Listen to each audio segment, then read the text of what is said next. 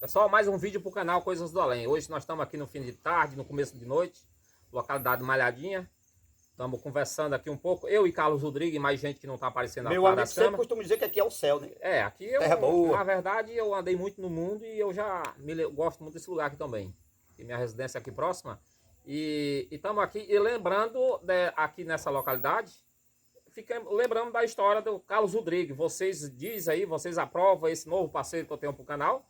Vai depender de vocês. Parceiro verdadeiro. Eu tava precisando de uma pessoa para gravar comigo, tava muito difícil gravar só, então, Carlos Rodrigues, o contador de história. Essa disse que é real. Não, todas elas são real, moço. Pessoal, e deixa o like do canal. Porque esses caras têm essa moda de não acreditar em mim. Olha, meu amigo velho, eu vou contar uma história hoje e é fato real. Quando eu mato a cobra, eu mostro o pau. Em 83, quando essa terra nossa aqui ainda dependia do município de Barras, nós, o Nordeste, todo o Brasil por inteiro, passou por uma estiagem muito grande. Foi uma seca tão grande que acabou vindo uma frente de emergência, onde a gente recebia uma migalha de dinheiro. Naquele tempo era tipo uma humilhação. A cada pai de família, né? Era.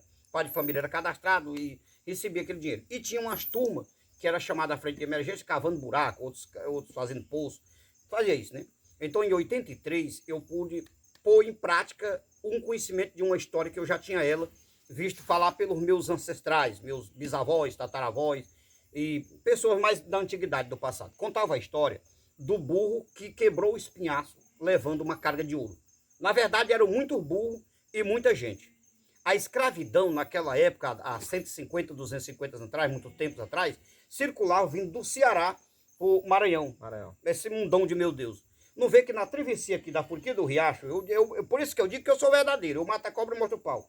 Na travessia ali, no sítio São José, passando próximo ao Retiro, na Forquilha do Riacho, para sair ali na direção de Lagoa Grande, tem uma Forquilha do Riacho onde tem um morro. Hoje o pessoal chama duna. Não, nós chamamos morro. Vou entender, dou minha palavra abaixo.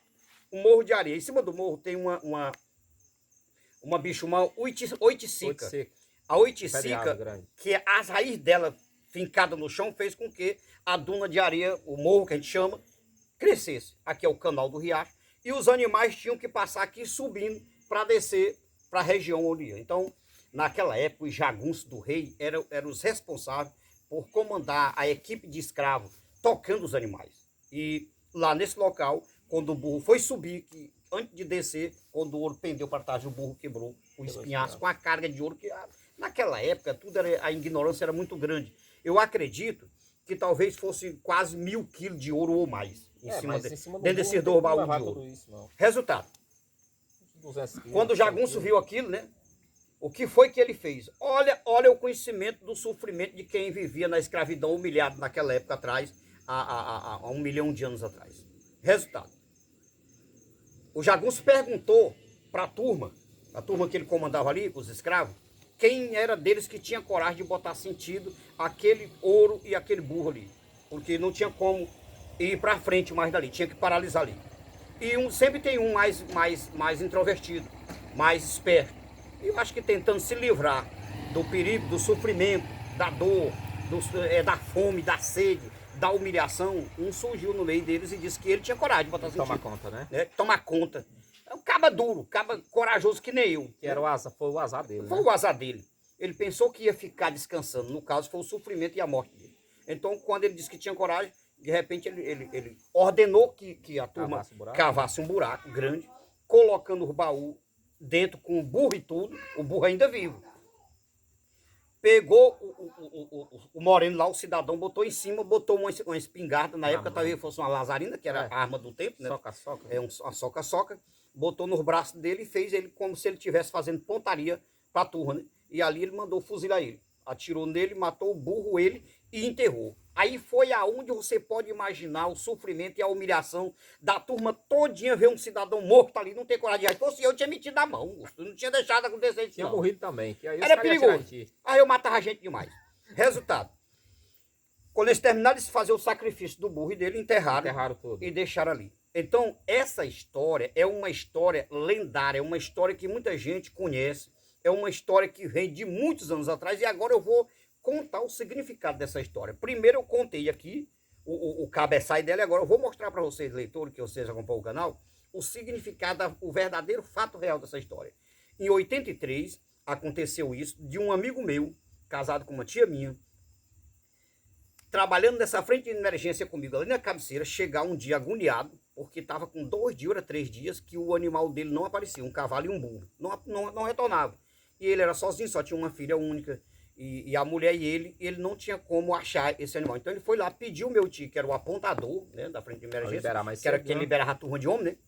Então pediu a ele que liberasse ele para que ele chegasse em casa mais cedo e procurar o animal dele. E assim meu tio fez, aceitou que ele fosse para casa. Ele voltou. Quando ele retornou para casa, pegou o cabresto dos animais e saiu caçando. Quando ele saiu da casa dele, ele disse que parece assim ser uma coisa, né? Ele pegou o cabresto, botou debaixo do braço e saiu caminhando de cabeça baixa. Para ele estava ouvindo o barulho do chucai, né? O barulho do chucai do animal. Era como se fosse assim, vamos dizer que tenha sido o tipo um pesadelo. Eu acho que quando esses fatos reais acontecem, ele já vem, né, para acontecer. Então ele saiu de passo a passo no rastro dos animais e ouvindo o chucai, a pancada do chucai, tongo, tongo, tongo, ele foi acompanhando. Só que ele nunca imaginou que estava passando no lugar em que ia acontecer isso. Ele nem lembrava. Tinha acontecido, né? Um lugar que tinha acontecido. Ele nem lembrava. O resultado, quando ele chegou nesse dito local, né, Forquilha do Riacho, onde tinha acontecido há milhões de anos atrás esse caso, né? Ele via como se o animal dele estivesse pelo outro lado do monte de areia, sei, batendo o chucalho. E ele começou aqui de cabeça baixa, que quando ele ergueu a cabeça um pouquinho, ele enxerga 2 baús em cima do morro de areia lá, onde está a Oiticica, no Riacho, e aquela corrente de ouro mais linda do mundo brilhando. Olha a grossura da bicha, a cor mais linda do mundo. Já pensou se fosse o Rodrigo desse? Eu tinha levado comigo, moço. Tinha se assombrado. Tinha coisa nenhuma, moço. Você não conhece que é um valente e corajoso, não. Eu tinha pegado, moço. Eu tinha trazido para mim o ouro. Resultado, ele, em vez de agir, aí é onde está o homem. Olha, leitor, é aí onde está a diferença do Carlos Rodrigues. Existe o homem corajoso, o homem regular, o homem medroso e o paralisado. O paralisado é aquele que quando vê uma coisa séria, ele fica que nem um chave, ele paralisa. E o homem corajoso é aquele que no mesmo momento ele age, ele salta, ele pula. Então ele paralisou ali e não conseguiu passar para frente. A mulher, sabendo do que jeito ele era, nervoso e medroso, veio atrás dele. Passou da hora dele voltar para casa, ela chegou. Foi procurar ele. Quando ela chegou lá, ele estava em pé, no mesmo lugar, no meio do sol quente ali. E ela perguntou para ele o que era que tinha acontecido. E ali ele é como se ele tivesse acordado ali de um pesadelo, contou para ela que tinha visto isso e tinha desaparecido. Ele não teve coragem de tocar no ouro e nem teve coragem de desencantar. Porque se ele toca, ele tinha desencantado, ele era hoje um homem milionário. Né? Bilionário, né? Naquela época um tanto de ouro dele, já morreu mesmo, valia muito dinheiro. Já se acabou tudo, né? Atrás.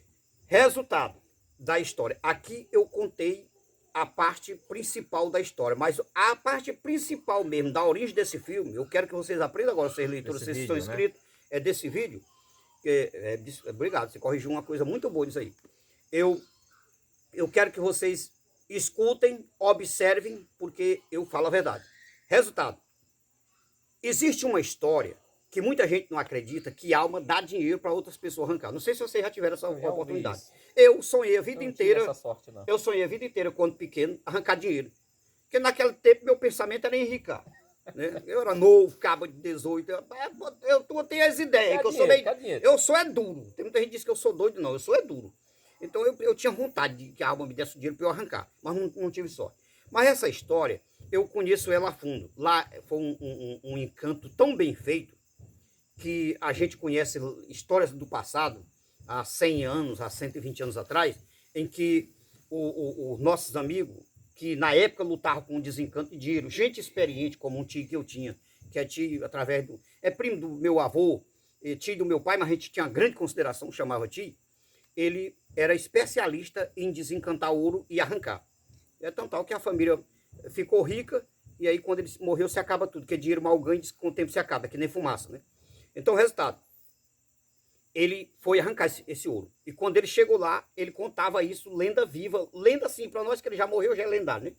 Ele contava essa história que ele nunca conseguiu arrancar, porque foi o dinheiro mais difícil, que deu mais dor de cabeça, que ele mais sofreu e ficou nervoso. E aí o mais velho, o papai, me contava essa história, que ele contava que quando ele se aproximou para arrancar o ouro, a alma tinha dado para ele, né? E ele foi para arrancar. Que quando ele se aproximou para arrancar o ouro, o negão metia a espingarda. Ó. não entra não, que eu te atiro. Negão, que era o cabo que tinha sido morto da história. Você lembra, né? Metia a espingarda. Quando ele metia a espingarda, ele já... O cabo treme, porque o cabo que não tem a coragem que eu tenho, ele treme na base. Ele paralisa ou então ele corre. De dia eu vou, à noite Nessas alturas, o burro aparecia, jogando o pé. Então, cobria tudo de poeira, ele mordia, o burro mordia, fazia que ia morder o cara metia a espingarda, o burro jogava os pés, e ele não conseguiu. Por duas vezes ele tentou e não conseguiu. Não E conseguiu esse ouro ele ainda permanece nesse mesmo local. Por isso foi que veio acontecer que em 83, o meu amigo Hélio teve a sorte de encontrar desencantado e não teve a coragem de ficar com o ouro. O que é o moral da história? Quando passa dinheiro assim encantado, tem um determinado tempo que de 7 em 7 anos ele fica desencantado por conta da terra. A terra não aceita mais ele no chão. Então ele evapora e aparece para alguém. Se esse alguém tiver a coragem de tocar, desencanta e leva ele sem nenhuma dificuldade. Foi o caso que aconteceu com ele. Então, eleitores, acredite, isso aqui é um fato real, história de 83, quando aconteceu com esse meu tio. Fatos da antiguidade, do tempo dos reis, do tempo da escravidão, do tempo que gente era muito humilhada e sofria, mas é casos reais, fatos reais, bem aqui da Furquinha do Riacho, próximo ao Bom Princípio. Eu conto a história, aponto onde é e estou aqui confirmando para vocês que é verdade. Tu sabe o lugar lá, né? Olha, eu sei onde é. Se quiser, eu vou gravar o vídeo lá mostrando para vocês. lá nesse lugar, mostrando o vídeo. E medo eu não tenho, não. Você nem só mentiroso, não. Pessoal, mais um vídeo pro canal Coisas da Além. Aí o Carlos Rodrigo, contador de história, o burro milionário. Valeu, tchau, fui.